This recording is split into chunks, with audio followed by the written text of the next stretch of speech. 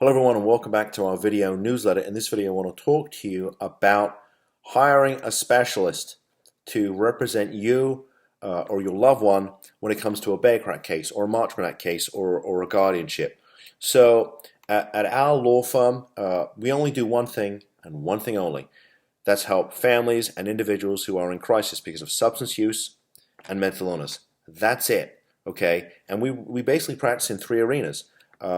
I handle all the Baker Act and Marchman Act cases in the office, and Audra, my partner, handles all the guardianship cases in the office, and that encompasses it. Okay, that's substance use and mental illness. That's all we do. Okay, I'm not filing a Marchman Act on Monday, a divorce case on Tuesday, a personal injury case, some other day of the week, and then on Friday doing whatever else happens to float through the door. I don't do that, and the reason I share this with you is because we get calls, on a pretty consistent basis from people who call me and they say, listen, Mark, I spoke to another guardianship lawyer who doesn't do the kind of guardianship that you do, and they tell me that it can't be done, that what you're saying isn't right. Well, and my response is, really? Well, we file, the kind of guardianship case you're calling me about all day long. In fact, it's all we do. Okay, we're only filing guardianship cases on cases where there's, potentially mental illness and substance use. We're not handling guardianship cases for elderly people. Okay, other lawyers do that kind of work. We don't do that kind of work. And so when a family calls me and tell me they've spoken to a lawyer who tells them it can't be done, okay, I'm here to tell you that if your loved one has substance use and mental illness, it can be done. They can get help.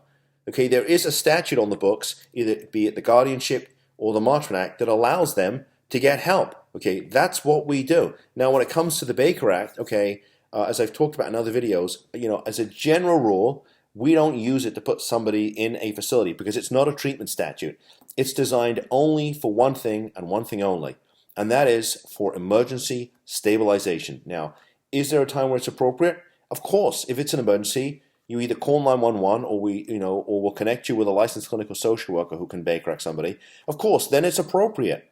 Okay, but I don't like to misuse it. Okay, I don't use the Baker Act for treatment because that's not what it's for. And if someone ends up in a facility because we've said to a client, call 911, then we're going to follow it up with a Marchman Act or a guardianship or sometimes a bit of both.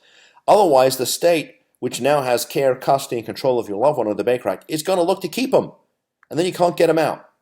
Okay, so look, when it comes to substance use and mental illness, this is serious stuff. Okay, it's potentially life-ending. Okay, people die. They go to prison. Okay, if your loved one has a substance use or mental illness, you need a specialist. You need someone who knows how to handle those cases and only handles those cases. And then you have the best possible outcome, on the table. Okay, so look, with that said, we never charge for a consult. Our phone is answered 24/7. This is the only work we do. Okay. Take care of yourselves, be well, and stay safe.